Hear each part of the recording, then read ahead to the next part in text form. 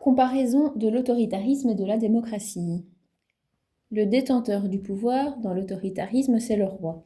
Dans la démocratie, c'est le citoyen par le biais des représentants. La séparation des pouvoirs. Dans l'autoritarisme, il n'y en a pas. Le roi a tout pouvoir, les juges ne sont pas indépendants. Dans la démocratie, il y a séparation des pouvoirs. Il y a le pouvoir exécutif, législatif et judiciaire. Exécutif, c'est pour appliquer la loi. Judiciaire, c'est pour faire des jugements à partir de la loi. Et le législatif, c'est la loi. Légitimation du pouvoir.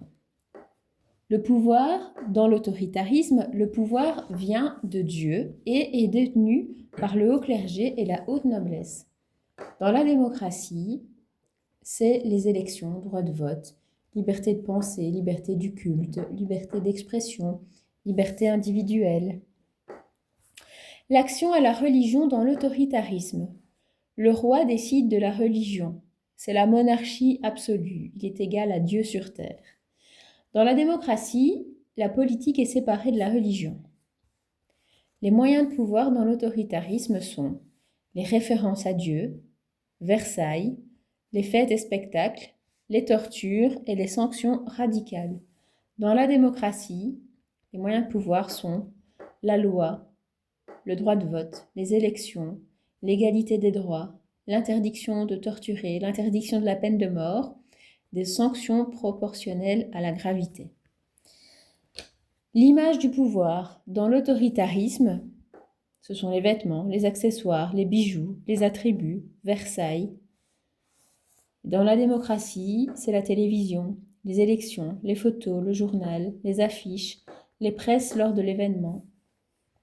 Les droits, dans l'autoritarisme, tous les droits vont à la noblesse et au clergé. Il n'y a aucun droit pour le tiers-état. Et dans la démocratie, c'est l'égalité des droits. Tout le monde a les mêmes droits. Alors la forme, dans l'autoritarisme, c'est la monarchie absolue arbitraire. Et dans la démocratie, c'est la monarchie et la démocratie. Alors, l'autoritarisme, c'est le caractère autoritaire, arbitraire d'un régime ou d'un pouvoir politique qui veut imposer à la société son idéologie et la toute-puissance de l'État.